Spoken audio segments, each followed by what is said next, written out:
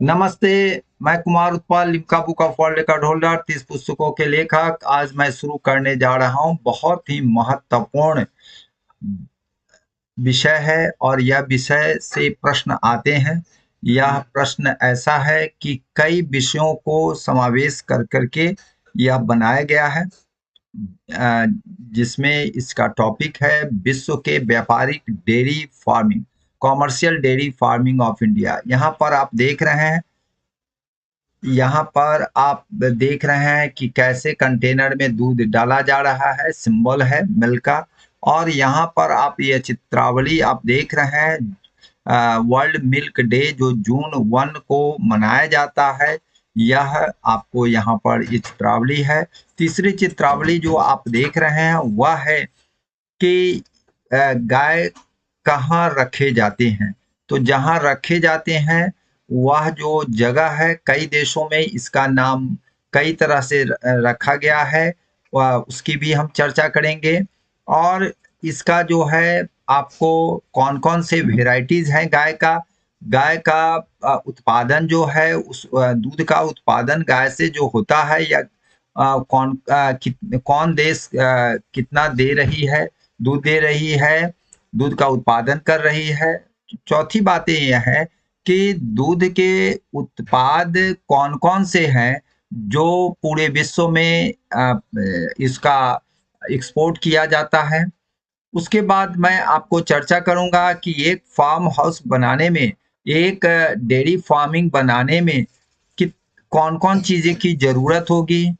उन सारी चीजों पर हम विशद चर्चा करेंगे, जिससे यह जो है आपको बीपीएससी, यूपीएससी और अन्य परीक्षाओं में पूछे जाएंगे, क्योंकि बिहार के लोग जो हैं डेयरी के उत्पादन में, दूध के उत्पादन में काफी लगनशील और मेहनत है, लेकिन उनको बहुत अच्छा प्लेटफॉर्म नहीं मिलता है, बहुत अच्छा उनको सहयोग और संरक्षण नहीं मिलता है, जिसके चलते यह जो है सो बहुत अभी अच्छा नहीं कर पाया है।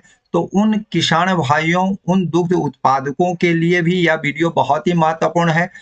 अगर हम दूध उत्पादन में बिहार आगे रहेगा, क्योंकि मैन पावर हमारे पास है, हमारे पास फार्म है, हमारे पास लैंड है, और हमारी एक जाति जो है, जो जो यहाँ पर काफी संख्या में है, जिनको हम राय जी कहते हैं, वह दूध उत्पादन सदियों से कर रहे हैं, वैदिक युग से कर रहे हैं। तो उन लोगों का अनुभव भी बहुत है, लेकिन बहुत सारी चीजों की कमियों के कारण, आखिर कमियां क्या है और क्या जरूरत है, उस पर भी हम चर्चा करेंगे। यह चर्चा जो होगा विशेष करके बीपीएससी यूपीएससी को ध्यान में रख के बनाया है। और बहुत सारे वीडियो को मैंने देखा है, वह केवल और केवल वह जो है आपको बीपीएससी यूपीएससी के लिए नहीं, बल्कि वह जो है इंटरेस्ट पैदा करने के लिए बनाया गया है। तो मैं यह कहना चाहता हूं कि सभी बच्चे जो अभी तैयारी कर रहे हैं, जो बीपीएससी का एग्जाम होने वाला है, यूपीएससी का भी एग्जाम पीटी का होने जा रहा है, तो ऐसी स्थिति में इस वीडियो को जरूर आप लोग लाइक, सब्सक्राइब और इसको देखेंगे, जिससे आपको बहुत सारे अनुभव होगा। आद्योपांत देखिएगा, शुरू से अंत तक देखेंगे। आइए, मेरा यही निवेदन है आप सबसे। सबसे पहली बात बता रहे हैं कि व्यापारिक जो डेयरी फार्मिंग है उसकी क्या विशेषताएं हैं और कौन कौन से गाय यहाँ पर जो पूरे विश्व में विश्व प्रसिद्ध है, उस पर भी चर्चा करेंगे। और मैं आपको बता रहा हूं कि सबसे अधिक जो है वह जो है शीतोष्ण कटिबंधीय प्रदेशों में गाय के दूध का उत्पादन होता है। अब शीतोष्ण कटिबंधीय क्षेत्रों को हम लोग टेम्परेट, अंग्रेजी में उसको कहते हैं टेम्परेट जोन कहते हैं, और टेम्परेट जोन बहुत ही महत्वपूर्ण है, विशेष करके डेयरी फार्मिंग के लिए। डेयरी फार्मिंग जो है वह आपको मैं दिखा रहा हूं यहाँ पर। यहाँ पर आप देख रहे हैं 0 डिग्री विषुवत रेखा से गुजर रही है, और यह विषुवत रेखा कहलाती है, काल्पनिक रेखा है। और 23.5 डिग्री नॉर्थ और 23.5 डिग्री साउथ जो क्षेत्र है, वह 23.5 डिग्री नॉर्थ को हम लोग कहते हैं कर्क रेखा कहते हैं और 23.5 डिग्री साउथ को हम मकर रेखा कहते हैं। और 30 डिग्री नॉर्थ और साउथ को सब ट्रॉपिक कहते हैं। यह ध्यान रखिएगा। 30 डिग्री से 66.5 डिग्री जो क्षेत्र है वह कहलाता है टेम्परेट जोन, जिसको हम शीतोष्ण कहते हैं। शीत प्लस उष्ण मीन्स इसमें जो इधर से अगर हम 0 डिग्री से आगे बढ़ेंगे नॉर्थ की ओर या 0 डिग्री से साउथ की ओर बढ़ेंगे तो आप देखेंगे कि यह जो है शुरू में गर्म क्षेत्र मिलेगा और जो जो उत्तर और दक्षिण की ओर बढ़ते हैं तो वह जो है सो आपको ठंडे प्रदेश मिलेंगे। तो इसीलिए शीत प्लस उष्ण के क्षेत्रों को हम शीतोष्ण कहते हैं और यह शीतोष्ण जो है सो टेम्परेट कहलाता है।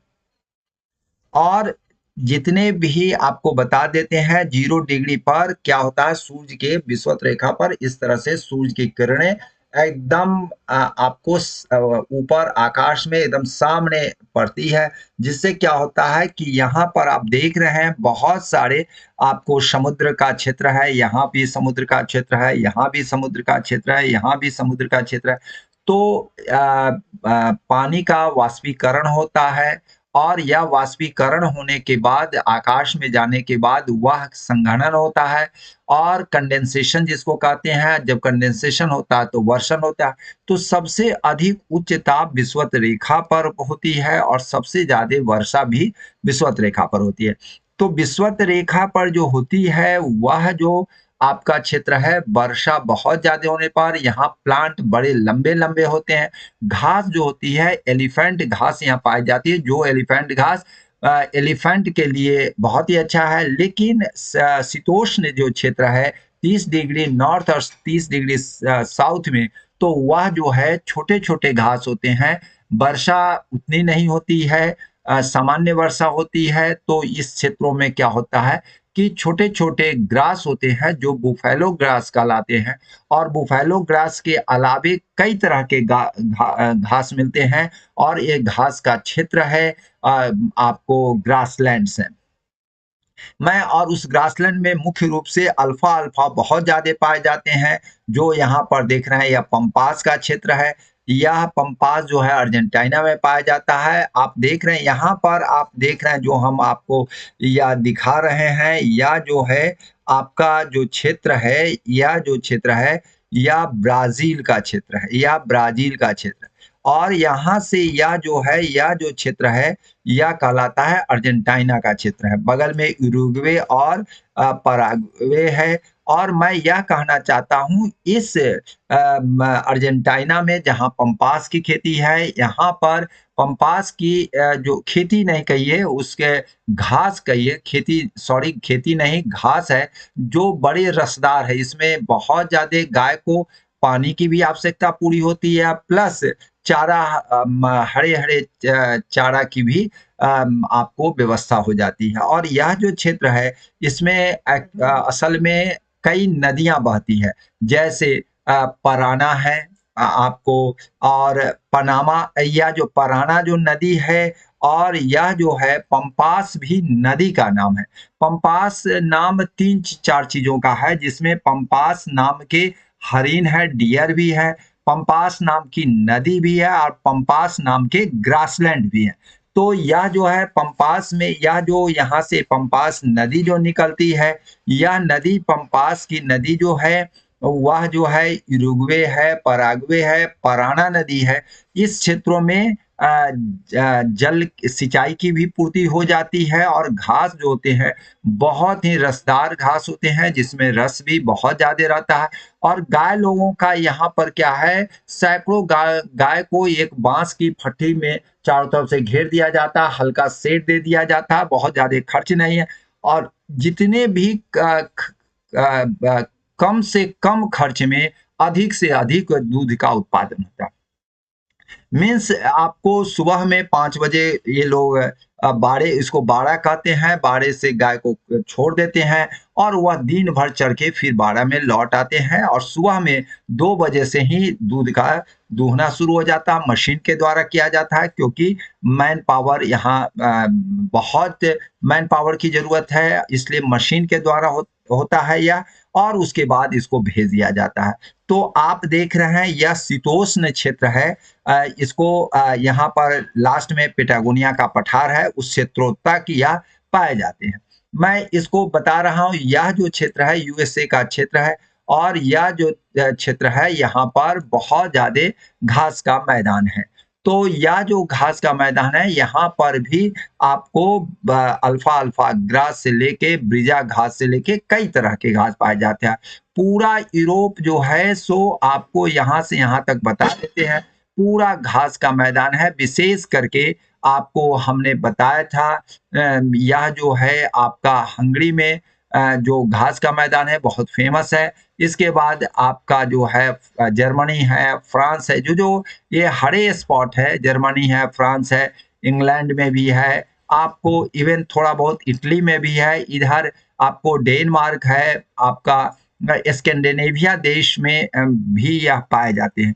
तो यह क्षेत्र दूध उत्पादन का बहुत ही अच्छा क्षेत्र है, क्योंकि जहाँ पर घास का मैदान होगा, स्वाभाविक है, खास करके अल्फा अल्फा घास जो है बहुत ही उपयोगी है, तो स्वाभाविक है कि यहाँ पर होंगे ही। तो ट्रॉपिकल क्षेत्रों में पशुपालन नहीं होते हैं, लेकिन टेम्परेट क्षेत्रों में 30 डिग्री से लेकर 66 डिग्री, मुख्य रूप से 30 से 45 डिग्री पर यह बहुत बढ़िया से दुग्ध उत्पादन का क्षेत्र है। ऑस्ट्रेलिया का या मरे डार्लिंग का जो क्षेत्र है यहाँ पर भी है, यहाँ पर न्यूजीलैंड का जो क्षेत्र है यहाँ पर भी घास का मैदान है। तो यहाँ पर आपको अफ्रीका में वेल्ड का जो घास का मैदान है, ये सब घास का मैदान सभी के सभी शीतोष्ण शीतोष्ण जिसको हम टेम्परेट कहते हैं, क्षेत्र कहते हैं, टेम्परेट जोन कहते हैं, वहां पर बहुत ज्यादा है। तो आप केवल घास का, मैं पहले वीडियो बना चुका हूँ ग्रासलैंड ऑफ वर्ल्ड, तो उसको अगर आप देखेंगे तो टेम्परेट क्षेत्रों में जितने भी घास का मैदान पाए जाते हैं, वो सभी घास का मैदान जो है सो इसका बहुत महत्वपूर्ण है। खास करके आपको अल्फा अल्फा ग्रास के अलावे पंपास है, मैंने आपको बताया है, पंपास ग्रास का भी नाम है, पंपास नदी का नाम भी है, पंपास एक पंपा हिरण का भी नाम है। या जो है तो पंपास भी कहा जाता है, पंपा हिरण भी कहा जाता है। और यह ब्रिजा घास है, ब्रोमस घास है, पैनिक्स है, लोलियम है, इस तरह से कई जो है आपको तरह के घास पाए जाते हैं। इसके चलते जो खर्च मैक्सिमम खिलाने में जो होता है, तो वह खिलाने में खर्च कम होते हैं, और दुग्ध उत्पादन जो गाय हैं वह आपको बहुत अधिक करते हैं। तो इसलिए यह क्षेत्र जो है बहुत महत्वपूर्ण है। आप देखते होंगे शहर में जो राय जी सब लोग दूध दूहते हैं या दूध का उत्पादन करते हैं, उन लोगों को बहुत कष्ट है। आप देखते होंगे उन लोगों की साइकिल में नहीं पैडल रहता है, नहीं ठीक से उनका हैंडल रहता है, नहीं ठीक से उनको क्या कहते हैं घंटी रहती है, और वह जो है किसी तरह से वह बाल्टीन को लटकाए हुए पहुंच जाते हैं। हमसे कई जो बहुत जुड़े हुए हैं वो बतलाते हैं कि हमको फायदा नहीं, आने वाला जनरेशन, जो आगे वाला जनरेशन हमारा बेटा पोता, वह नहीं काम करेगा, क्योंकि इसको खिलाने में ही हमारा सारा पैसा चल जाता है, क्योंकि यहाँ घास है नहीं। और उसके बाद जो लैक्टेशन पीरियड है, दूध का पीरियड में तो दूध की कमाई से काम चल जाता है, लेकिन लैक्टेशन पीरियड नहीं है तो बहुत मुश्किल होती है, और उसके बच्चे को पालना। इसलिए बंबई में आप देखते होंगे, सुनते होंगे, जानते होंगे कि बंबई में सभी बच्चे को मार दिया जाता है, और बच्चे को वह आगे बढ़ाया ही नहीं जाता है, क्योंकि उसको पालने में जितना खर्च होगा उससे बढ़िया है वह गाय को ही पालेगा। तो यह जो है बहुत बड़ा समस्या है, बड़ी समस्या है कि आपको चारा का, तो चारा का इन सब क्षेत्रों में घास के मैदान में, और घास के कारण जो है सो इन लोगों का बहुत ही अच्छा दुग्ध उत्पादन होता है। मैं आपको यहाँ से शुरू कर रहा हूँ कि व्यापारी डेयरी फार्म में पशुओं की अच्छी नस्लें हैं, जैसे हॉल्स्टीन जो गाय है, हॉल्स्टीन फ्रिशियन है, जो उत्तरी हॉलैंड और फिनलैंड क्षेत्रों में पाए जाते हैं। यहाँ पर दुग्ध का उत्पादन जो लैक्टेशन पीरियड है, स्तनपान की जो अवधि है, वह 6500 मीन 6500 किलोग्राम यह देती है। हॉल्स्टीन फ्रीशियन का विकास वैसे नीदरलैंड और जर्मनी के तटवर्ती क्षेत्रों में हुआ, लेकिन बाद में यह जो है आपको उत्तरी हॉलैंड और फिनलैंड में आया। यहाँ पर आप देख रहे हैं हॉल्स्टीन फ्रीशियन गाय है, देख ही रहे हैं इसकी थान से ही लगता होगा कि यह बहुत ज्यादा दूध देती है। आप देख रहे हैं, आप नवीन जो तकनीक है उस तकनीक के द्वारा गाय से या दुग्ध जो है सो आपको भंडारण होता है, उसका फ्रीजिंग फैसिलिटी, ट्रांसपोर्टेशन फैसिलिटी बहुत अच्छा है। ब्राउन स्विस स्विट्जरलैंड है, जिसका आपको 5250 मीन्स 5250 किलोग्राम है, जिसमें फैट जो है 4.2 है। लेकिन यहाँ पर जो है हॉस्टिन फ्रीजियन फ्रेशियन जो है वह 0 से 3.5 है, क्योंकि दूध अधिक होने से यहाँ पर नहीं आपको वसा कम होता है, जो हमारे हेल्थ के लिए बहुत ही अच्छा है। आयर्स शायर जो है स्कॉटलैंड है, स्कॉटलैंड इंग्लैंड का ही द्वीप है, और इसका जो लैक्टेशन पीरियड है, स्तनपान की जो अवधि है वह 4800 है किलोग्राम, और फैट जो है इसमें ज्यादा है, वह है 4.0% है, जो यहाँ पर आपको दिखलाई पड़ रहा है। या जो है जर्सी गाय है, जर्सी आपको मुख्य रूप से आइसलैंड में आपको बहुत ज्यादा हैं, जिसमें 4055 है, मीन्स 4055 है, जिसमें वसा इसमें ज्यादा है, 5.4% वसा है। ठीक है। जर्सी का गुरंसी जो है आपको मुख्य रूप से फ्रांस और ब्रिटेन के ब्रिटिश चैनल के आइलैंड में यह है, और इसकी अवधि 4 जो लैक्टेशन पीरियड है, स्तनपान की अवधि है, वह 4000 किलोग्राम है, 4000 किलोग्राम है। इसमें जो है वसा इसमें भी अच्छा है, 5% है, लेकिन जर्सी गाय में सबसे ज्यादा है। जो जर्सी गाय यहाँ पर आपको दिख रही होगी चित्र में, आपको मैं बता दे रहा हूँ, यह जो जर्सी गाय है यह आपको यहाँ पर दिख रही होगी। ठीक है। उसके बाद मैं न्यूजीलैंड के गार्डनसे और ब्रिटेन के हेयरफोर्थ जो है वह भी काफी अच्छा है, शीतोष्णकटिबंधीय क्षेत्र में। गुरंसी यहाँ पर है, जो इसके बारे में मैंने आपको बताया कि फ्रांस और ब्रिटेन के ब्रिटिश चैनल के आइलैंड में यह पाए जाते हैं, और इसमें गुरंसी में 5% वसा पाया जाता है। तो ये जो है आपको गाय जो है वर्ल्ड में काफी फेमस गाय है। अब थोड़ी सी चर्चा हम भैंस पर कर देते हैं।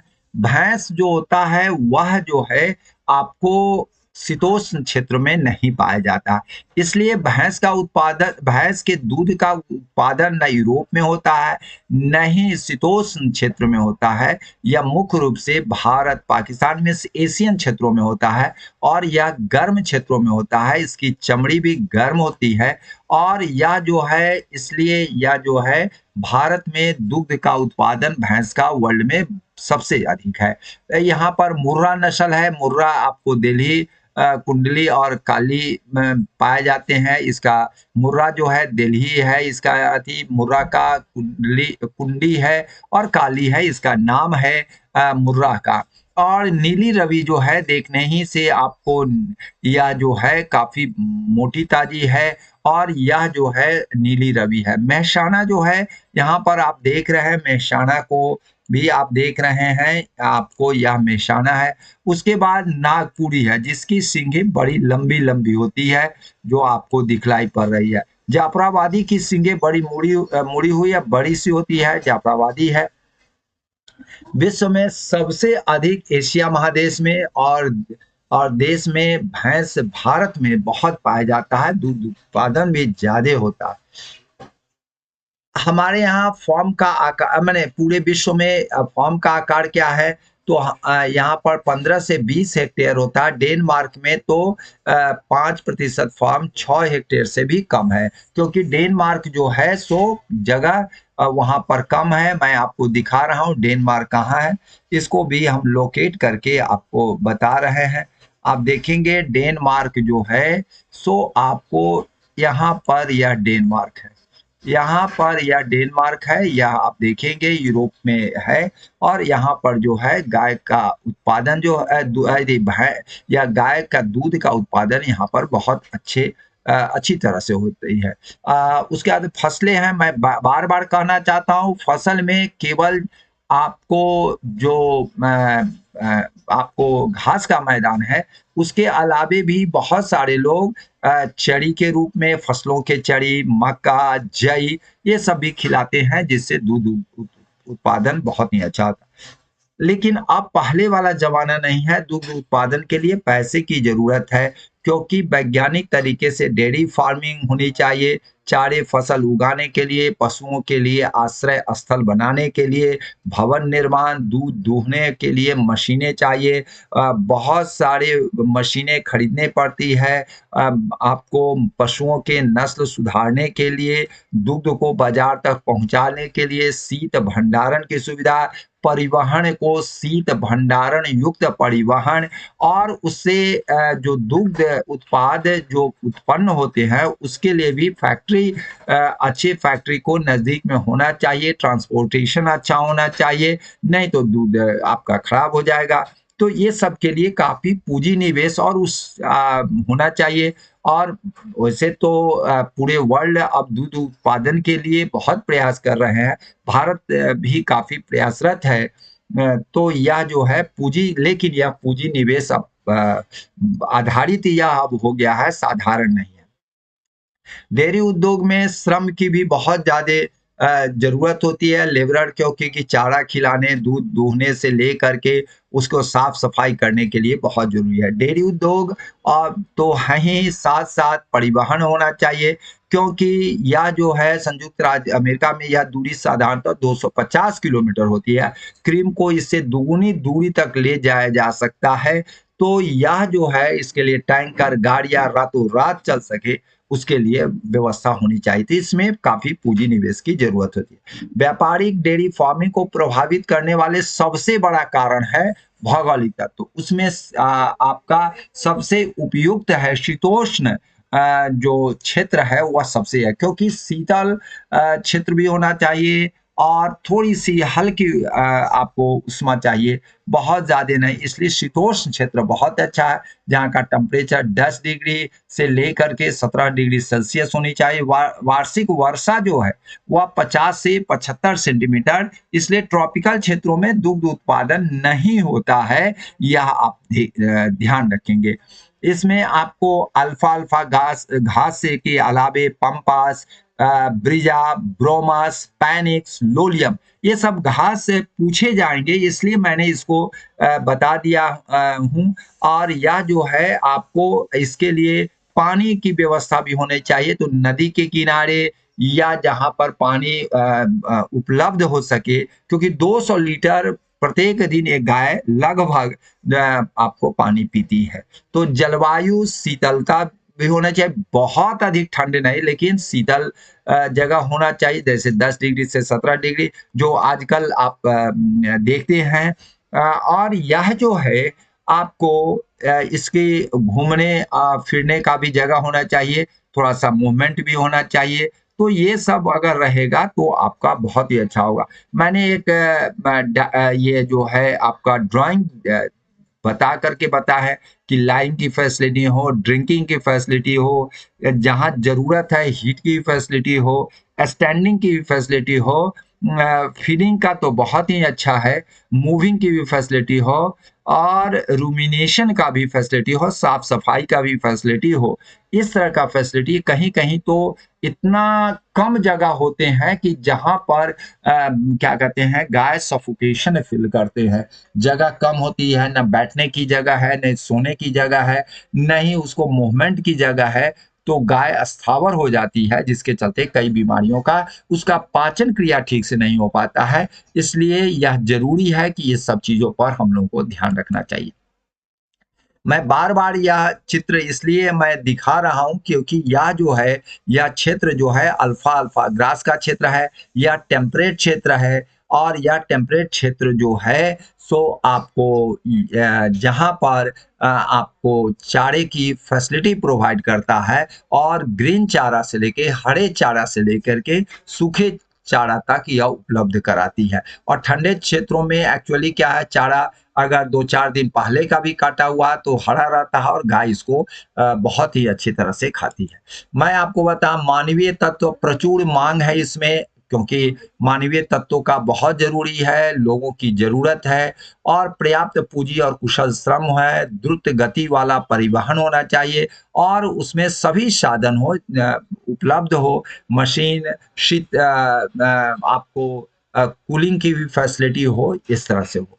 मैं आपका थोड़ा वितरण पर बता रहा हूँ। विश्व वितरण में यूरोप का क्षेत्र जो है, यूरोपीय देश से मिलकर के विश्व का 2/5 भाग दूध, मक्खन, 3/5 भाग पनीर पैदा करते हैं। यूरोप में विश्व का 14% जनसंख्या, परंतु यहाँ पर विश्व का 40% जो है दुग्ध उत्पादन होता है और डेयरी फार्मिंग जो है 50 से 60 डिग्री उत्तरी अक्षांश, मीन्स हमने 66 डिग्री 66.5 बताया था, मीन्स आपको 50 से 60 उसके अंदर में ही आता है, तो यह क्षेत्र बहुत ही अच्छा है। मुख्य उत्पादक में फ्रांस है, यूरोपियन देश है, नीदरलैंड है, Denmark, Britain, Belgium, Ireland, Switzerland, Germany, Poland, चेक गणराज्य, स्लोवाकिया, हंगरी तथा उत्तरी इटली है। ये सभी यूरोपियन देश है। अन्य उत्पादक देश में यूक्रेन, लाटविया, लिथुआनिया और बेलारूस है। यूनाइटेड किंगडम जो है आपको विश्व का 3.6 दूध पैदा करता है, जबकि यहाँ लोग जो है 1.2 ही रहते हैं। मैं बता रहा हूँ डेनमार्क जो है, डेनमार्क दूध के मामले में काफी आगे है। डेनमार्क विश्व का केवल 1.2 दूध है, 1.4 मक्खन, 2.4 पनीर, कुल निर्यात का 20% मक्खन, 15% पनीर, 28% सुखाया हुआ दूध और 16% संघनित दूध प्रदान करता है। यह जो है आपको बता रहे हैं, यह बहुत महत्वपूर्ण है, इसलिए डेनमार्क दूध के मामले में बहुत आगे है। जर्मनी में कुल उत्पादन 8% है और यहाँ पर एक गाय 3430 किलो लीटर दूध प्रति वर्ष देती है, जो संयुक्त राज्य अमेरिका, नीदरलैंड, डेनमार्क के बाद विश्व में सर्वाधिक है।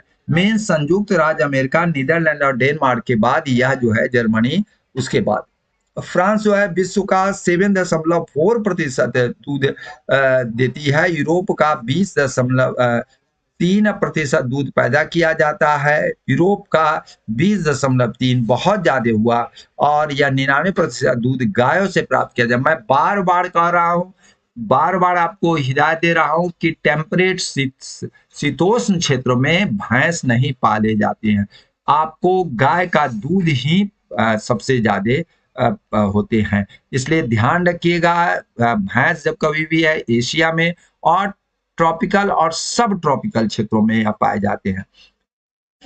मैं आपको बता रहा हूं दक्षिणी फ्रांस की उच्च भूमि पनीर के उत्पादन के लिए प्रसिद्ध है। पोलैंड जो है विश्व का लगभग 4% पैदा करता है और यहाँ पर स्टेपीज घास है। मैंने आपको बताया था कि यूरेशिया क्षेत्रों में स्टेपीज है, मीन्स यूरोप के मैं आपको दिखा रहा हूं मैप में। यह जो है क्षेत्र थोड़ा सा हम आपको पोजीशन दिखा रहा हूं, यहाँ से लेके आपको मंचूरिया तक यह जो क्षेत्र है स्टेपीज का। तो स्टेपीज का जो है क्षेत्र में या जो है सो बहुत ज्यादा स्टेपीज घास है और इसके कारण यहाँ जो है पोलैंड में बहुत ज्यादा पाए जाते हैं। और यहाँ जो है आपका या ध्यान रखने योग्य है कि यह जो है दूध उत्पादन में बहुत ही आगे है। उसी तरह से हॉलैंड है, हॉलैंड भी आपको मैं बता रहा हूँ, हॉलैंड यहाँ पर है, या जो हॉलैंड यहाँ पर है, तो हॉलैंड में बहुत ज्यादा या पाए जाते हैं। न्यूजीलैंड के बाद यह देश पनीर का दूसरा बड़ा निर्यातक है। एडम एडम जो पनीर है बहुत ही, आप इतना बड़ा अगर पनीर का लेते हैं जो स्पॉन्जी होता है, हल्का प्रेस करेंगे एकदम लगेगा कि एकदम जमीन पर आ गए, मीन्स उसके लोअर सरफेस पर आ जाएंगे। बहुत ही मुलायम होते हैं और बहुत ही स्वादिष्ट होता है। आप जब कभी भी आप जाएंगे तो एडम पनीर जरूर खाएंगे हॉलैंड का। स्विट्जरलैंड में भी आपको चारागाहें काफी है, वहाँ बहुत ज्यादा घास है, तो वहाँ भी बहुत अच्छा उत्पादन होता है। उत्तरी अमेरिका को हम आपको बता रहे हैं, डेयरी पेटी है। पश्चिम में ओहियो से लेकर के, ओहियो से पूर्व में न्यू इंग्लैंड वह इंग्लैंड की बात मैं नहीं कर रहा, अमेरिका में भी न्यू इंग्लैंड क्षेत्र है। न्यू इंग्लैंड स्टेट्स और लॉरेंस नदी की घाटी तक 40 डिग्री से 50 डिग्री उत्तरी अक्षांश के बीच विस्तृत है। वार्षिक वर्षा जो है 50 से 125 सेंटीमीटर होती है, और यह जो है चारा घास उगना आसान होता है। पर्याप्त चारा के कारण उत्तरी अमेरिका बेस्ट है आपको गाय के पालन में। तापमान 17 डिग्री से 21 डिग्री है, बहुत ज्यादा तापमान नहीं है। संयुक्त राज्य अमेरिका विश्व का 14% दूध, 7% मक्खन, 20% पनीर देता है। यहाँ की गाय सबसे अधिक दूध देती है। न्यूजीलैंड में आपको टेक्नोलॉजी का बहुत ही अच्छा ध्यान रखा जाता है। न्यूजीलैंड जो है पहला जलयान रेफ्रिजरेशन की सुविधा 1882 में ही कर लिया था, जिससे न्यूजीलैंड का मक्खन पनीर भूमध्य रेखा को पार करके 20,000 किलोमीटर दूर यूरोप के बाजारों को भेजने में सफलता प्राप्त हुई। न्यूजीलैंड का हल्का जाड़ा, गर्मी का ठंडा मौसम और आर्द्र जलवायु उत्तम चारागाह में से आता है, जो आपको हमने बताया है। कैंटरबरी से लेकर के वहाँ कई आपको ग्रासलैंड है। यह जो है ग्रासलैंड बहुत फेमस है। कुल निर्यात का 20% केवल मक्खन पनीर से प्राप्त होता है, जो विश्व के मक्खन का सबसे बड़ा निर्यातक है, यानी 29% मक्खन निर्यात करता है, 29%। और यह आपको बता देते हैं, यहाँ जर्सी, गार्नसे, आयरशायर, हियरफोर्ड सब तरह की ऊंची नस्लें, जो यूरोपियन ऊंची नस्लें हैं, यहाँ पर पाई जाती है। और यह शेष 20% ताजे दूध का प्रयोग किया जाता है, यहाँ के लोग करते हैं। ऑस्ट्रेलिया भी मक्खन के निर्यात में आपको विश्व का 10% निर्यात करता है। तो मैं थोड़ा सा एक डेटाबेस आपको बता दे रहा हूँ कि देश और किलोग्राम प्रति वर्ष। संयुक्त राज्य अमेरिका 4250, नीदरलैंड जिसकी बात हम करें यूरोपियन देश है 4220, Denmark 3710, Germany 3430, Britain 2990, France 2360, Australia 2120। अभी हाल का 2023 का बाई कंट्री में आपको हम बता रहे हैं। यूरोपियन जो है आप देख रहे हैं, यूरोपियन सबसे ज्यादा है, उसके बाद यूनाइटेड स्टेट्स है, उसके बाद इंडिया है, उसके बाद चाइना है, उसके बाद अन्य देश हैं। तो मैं आपको बता रहा हूं कि यह जो है अब नए परिवर्तन हो गए, यह पुराना डेटाबेस है और यह नया लेटेस्ट है। उसमें जो है अभी जो है यूरोपियन सबसे आगे हैं, लेकिन हम लोग भी थर्ड पोजीशन में पहुंच गए हैं। अगर भैंस के दूध मिला दिया जाए तो हम फर्स्ट पोजीशन में आ जाएंगे। तो यह जो है हम भैंस में तो हम लोग फर्स्ट है, गाय और भैंस मिला दिया जाए तो हम लोग फर्स्ट में आ जाएंगे। तो दूध उत्पादन में भारत भी काफी आगे है, लेकिन अभी जो हम विषय पढ़ा रहे हैं वह जो है मुख्य रूप से यह जो है सो आपको मैं बता रहा हूँ, यह जो बता रहा हूँ वह जो है विश्व का है।